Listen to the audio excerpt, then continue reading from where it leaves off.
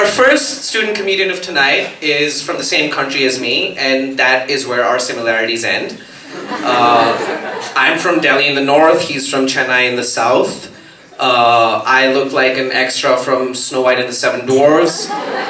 He was the stunt double for Shrek. I could be called a famine victim, and he inspired the Oscar-winning documentary Super Size Me. It's like we are two different people. I'm gonna let Sid Shankar explain. Sid!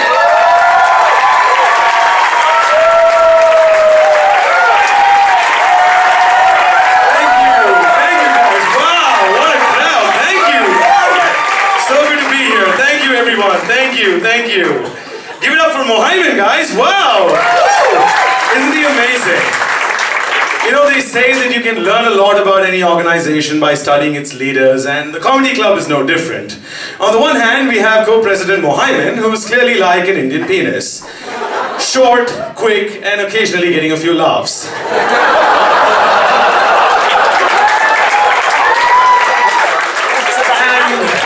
On the other hand, we have co-president Higby, who can charitably be described as a dick.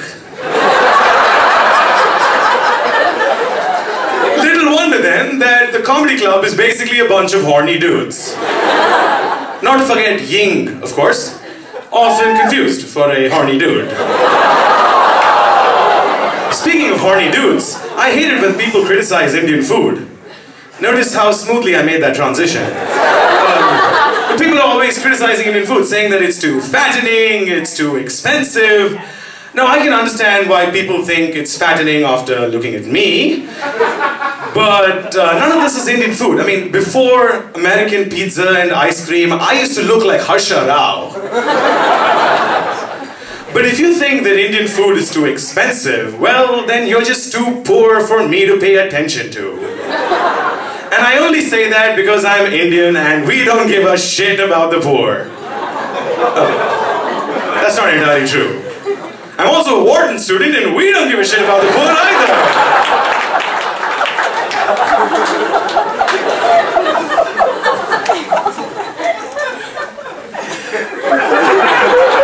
I'm staring at that piece of paper looking for some inspiration. There's nothing that's hitting me. Okay, but the only thing that's expensive about Indian food, seriously, is the price you have to pay on the toilet the next morning. But despite that, I stick to Indian restaurants every time I go out to eat, because ordering vegetarian food at any other place is harder than Kembrel at Wharton 54. Okay, that's offensive now? Kembrel being hard, really? Come on, guys, we have a new dean coming up, show him some spirit. But the other night I was at Indie Blue, one of Philly's latest Indian restaurants. Yeah, give it up. Clearly they don't have too many Yelp ratings, but you guys are doing something good. But there was something on the menu that struck me. It said, soup of the moment. How many guys have seen this? How many guys who've been to Indie Blue have seen soup of the moment? Soup of the moment? What the hell does it even mean? I mean, no point asking the waiter what it is, because before the order reaches the kitchen, the moment will have passed. It's a sort of thing where if you're with a group of people and you have to coordinate, you have to start a countdown timer, go 3, 2, 1, soup of the moment, to ensure that you all get the same thing. Oh, that's it, really? But learning to cook Indian food is more complex than the square root of -1. Okay, if you laugh, you're definitely a nerd. Or Indian. Like me, I find this joke very funny. If you're wondering what the heck is going on, you're probably a diversity admit.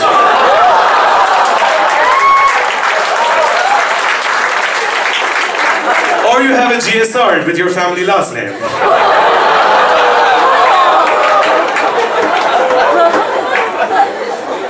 After 2 years at Wharton, I've come to the conclusion that business school is a lot like skydiving. First year is like jumping off the plane and enjoying free fall. No one has a clue what's going on, but everyone screams and shares pictures on Facebook about it. Second year is like looking down and realizing that the ground is 100 feet away and you forgot to pull your parachute.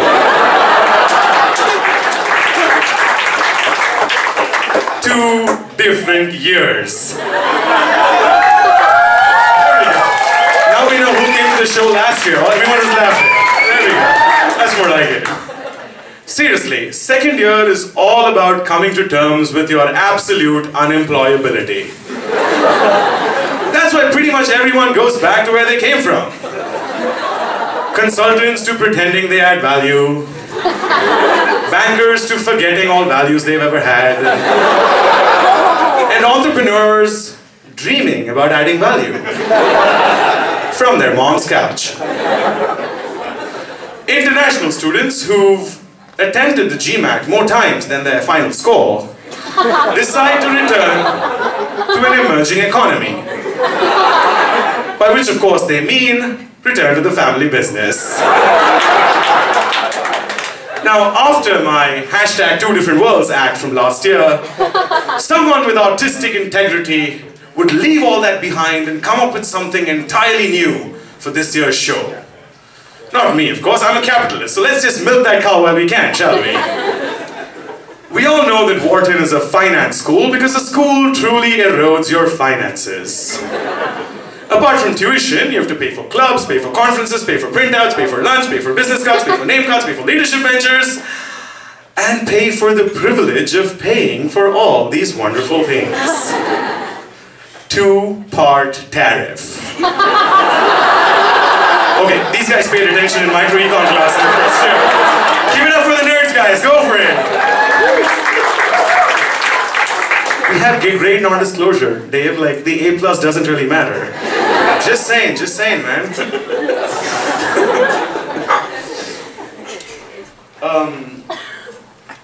So apart from just all the things that we've seen that Wharton charges money for, here's something even stranger.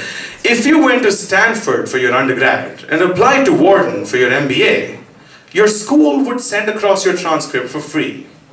If you went to Wharton for your undergrad and applied to Wharton for your MBA, you know where this is going. You'd have to pay $50. What the hell is that?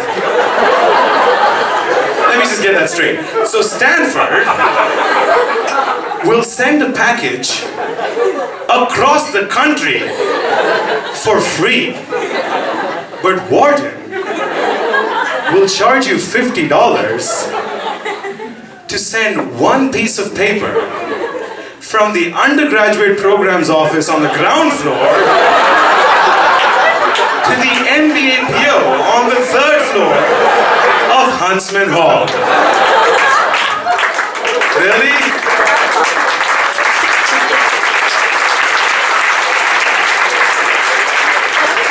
It's a sustainable business model. But that's really like paying someone $50 to take an elevator between 2 different floors.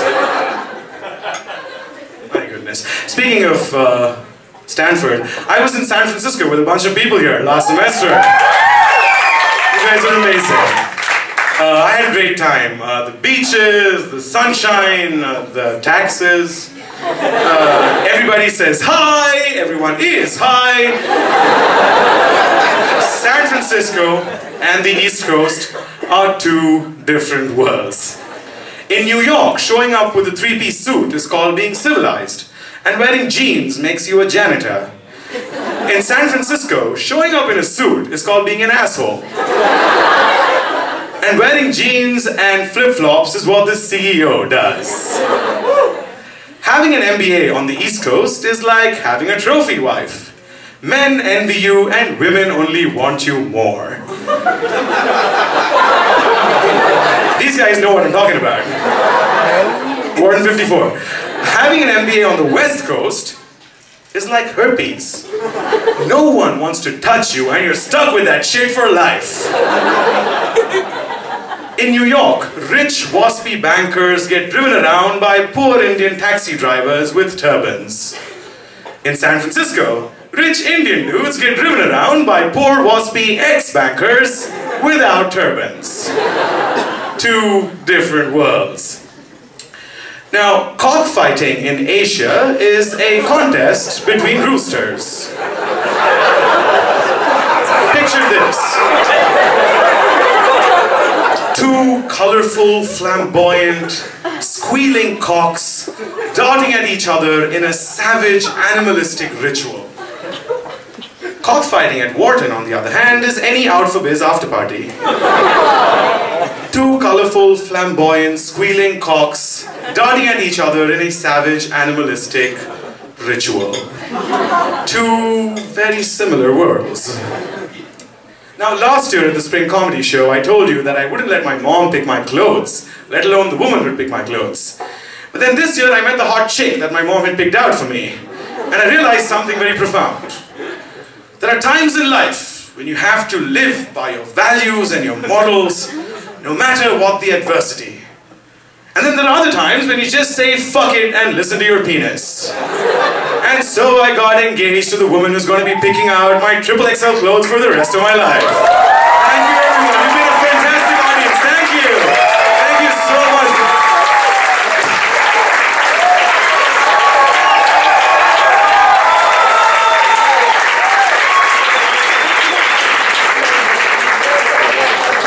Sid Shankar.